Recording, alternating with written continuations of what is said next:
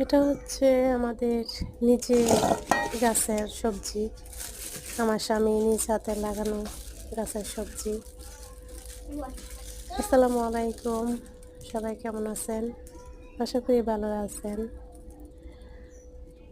তো আজকে এই রেসিপিটা আপনাদের কার কেমন লাগবে জানি না। তো আমার কাছে খুবই ভালো লাগে এই রেসিপিটা। এই কচি মিষ্টি কুমড়া চেপা শুটকি দিয়ে রান্না করলে খুবই ভালো লাগে। তো আজকে আমি অন্যভাবে রান্না করছি। এটা হচ্ছে যে মিষ্টি কুমড়া আগে কড়াইতে দিলাম, হলুদ মরিচ এর গুঁড়া দিলাম, লবণ দিলাম, তারপর পেঁয়াজ রসুন বাটা দিছি, একটু কুচি করা রসুন দিলাম।